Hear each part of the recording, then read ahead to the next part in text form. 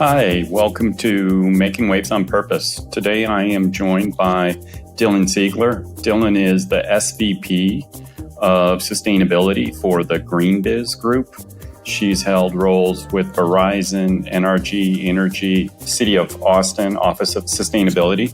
She is super experienced in the space and really interesting to talk to her about her role, which is within GreenBiz, is to continue to advance the community, obviously the development and growth of GreenBiz, but more as a community and as a movement, that they sit at a really interesting spot in the community or ecosystem and have tremendous leverage to continue to drive change.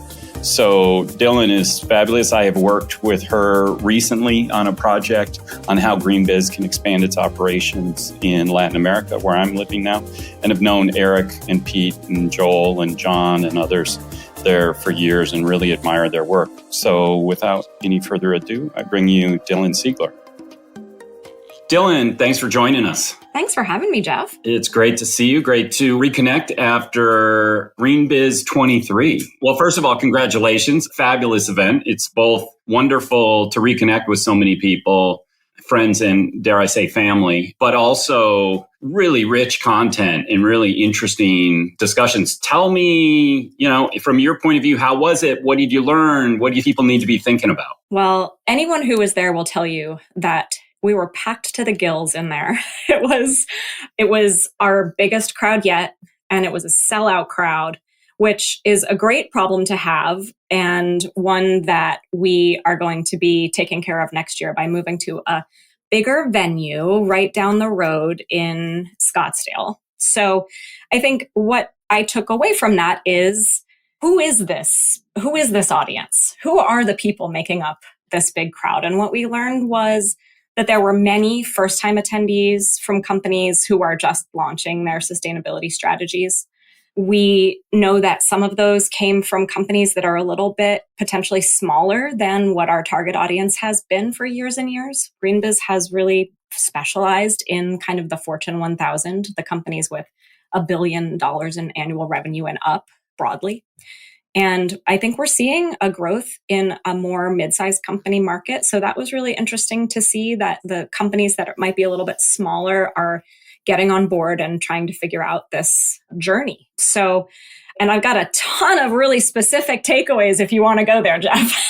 Well, it's interesting that you say that. I definitely noticed that. And I think Joel and others, said, raise your hand if you were here in 1943 when we started this, or, like, I think it's 15 years now or something like that. And there were a couple people who raised their hand, but it seemed like the vast majority of people, it was first time. So that was interesting. You had to kind of hunt and peck to find people because it was a big event. But I wonder if smaller companies are coming, if this becomes the one stop a year conference, must go to for them. Whereas is for a number of others, I always said, somebody said this and I plagiarized it relentlessly since I heard it. You go to sustainable brands to sell, you go to GreenBiz to learn. And I always thought that was true. No offense to sustainable brands, but it's just a different feel and it's just a different makeup. Tell me what you're feeling and what, some of these more deep insights you got out of it. Well, when I look at the event, I'm struck by the breadth of issues that our audience is trying to take on at once. So the spectrum might go from maybe on one side, that kind of bread and butter environmental sustainability type of issue that we've been working on for years, what we used to call carbon neutrality and now call net zero, those sorts of ESG questions, to, on the other side, the social questions that we, I think, have tried to maybe keep on the periphery, for better or for worse, of our field around race and gender and human rights and conscious leadership.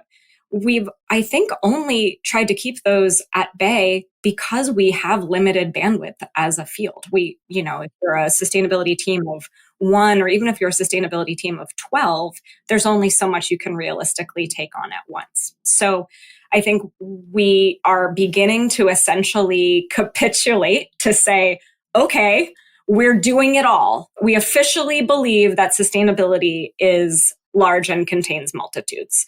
I think in the middle of that spectrum is this big existential issue, that of nature and biodiversity. And you had a front row seat to that as a moderator of this 3-hour tutorial on science-based targets for nature that are now coming into the field. So I guess the sort of point of what I'm saying is we're doing a lot. We're, as a practitioner community, as I said in my opening, we have a lot on our plate.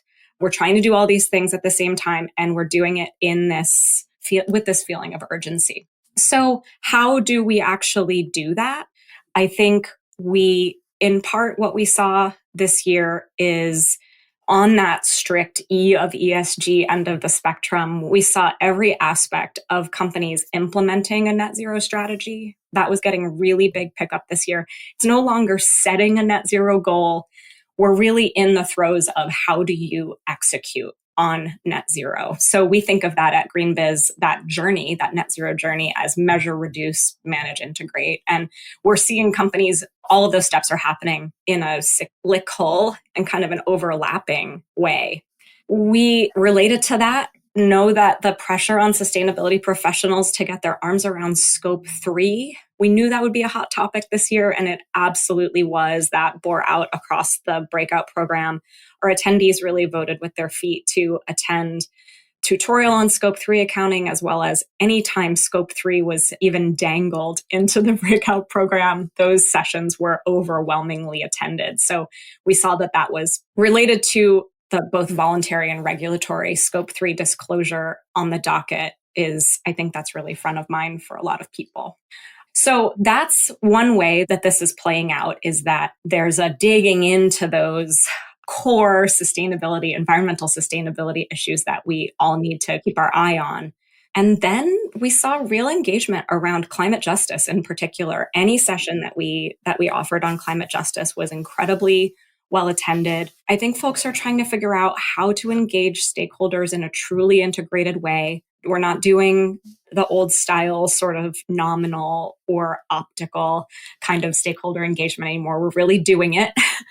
And I think our community is really trying to figure out how to change their organizations to bring in diverse perspectives, whether that's generational, racial, ethnic. Really, how do we authentically and legitimately look at these issues while also trying to get all of those net zero questions and environmental questions taken care of? I will stop this monologue after I say nature and biodiversity are clearly the next thing that everybody wants to figure out. And I think we've got a lot of good directionality for that as a community, but that we're pretty far behind, and the urgency, it feels like it's ramping up. So I look forward to more engagement from us on the GreenBiz side to bring our community along and to make that possible for them and make sure everybody has the resources they need and the community that they need and all of what they need to make that happen. And that we know that that's absolutely the next frontier. I totally agree with that. I just had a podcast conversation with Craig Beatty at WWF. And while it is very different, biodiversity, nature, because it's place-based, water uses like this in a way that carbon really is not. There is a lot to it that is very familiar if you've been doing this for a while. So one of the things I said to him that I walked away from my conversations and my work with WWF over the last couple months preparing for that session that you mentioned, reassured that it wasn't something completely foreign. Yeah, it's more complex because you've got GIS and you've got all these place-based kind of ideas and indicators and approaches, but it's not learning a new language. It's learning a dialect of a language you probably already have worked on. That's a good point. And so thanks for talking me off the ledge there a little bit. I tend to take all of this because I'm immersed in it, and I'm immersed in the act of understanding what it is we know and what it is we don't know as a practitioner community. I start to get kind of freaked when I see something that we're not doing exactly right immediately.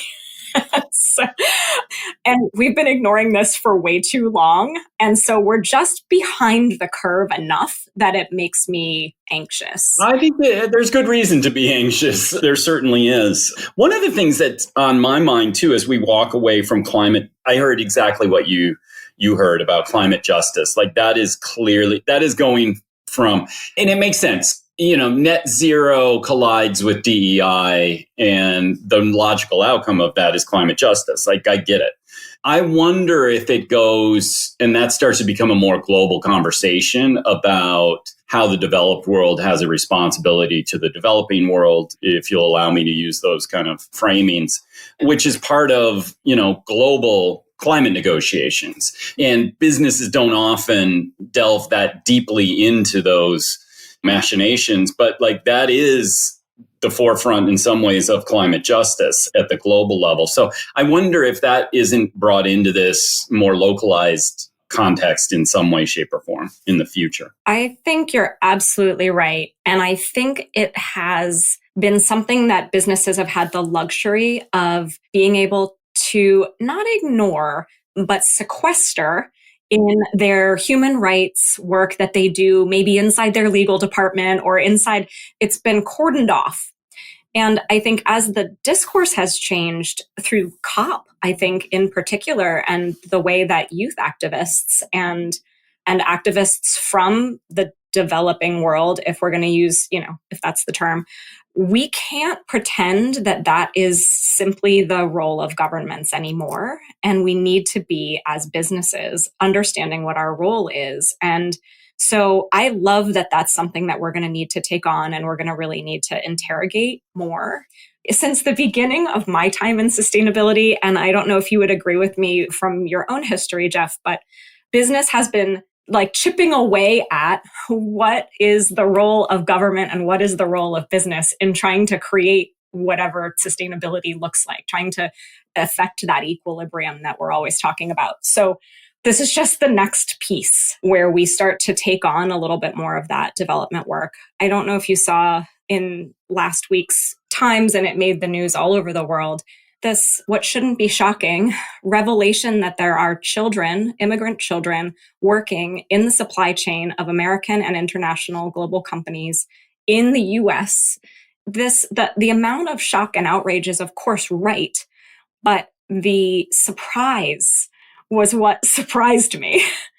I think we like to pretend that we live in a place that's immune from those things, but child labor is happening on our doorstep, and we should care about that. And we should care about what's happening in the rest of the world in a way that we have been able to kind of push off and pretend isn't our problem for too long. So I think that's a long way of saying, yes, I think business does have to get into the business of development. Yeah, I think you're right. I started in this space at the UN, at the United Nations Global Compact, and we would always do this rotation of people who would have to go down, and they had a kind of not a speaker series, but every day there was a group of people coming into the UN and they would want to hear a chat. And so it would go from political affairs to XYZ, and it would come to the Global Compact. And I was always eager to do those. I thought it was an interesting conversation. I would go down and I would oftentimes say to the group in front of me, we think about the developing world and sweatshops. Where do you think the nearest sweatshops are? And everybody's Mexico, Thailand, wherever.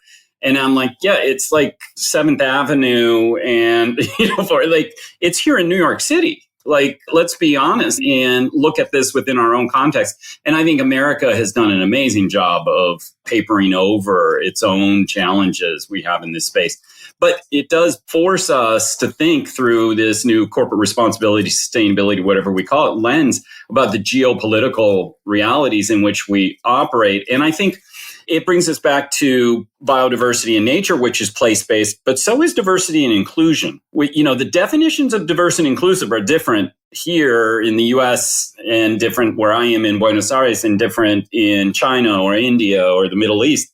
And I think that's going to force people to think about all of this in a different way that is likely to be harder, but healthier and help us to actually move forward. My hope is it may slow us down at an inopportune moment, but I do think it'll make us go further because we'll have to go together and come to some cohesion. I love that perspective, Jeff. And I think you're absolutely right. And from GreenBiz's perspective, as we have expanded into Europe and as we start to think about what other territories GreenBiz can be a part of convening, whether Latin America or parts of Asia, we want our community to start to be able to look across all of those places and understand the differences and the commonalities and the ways that we can learn from each other.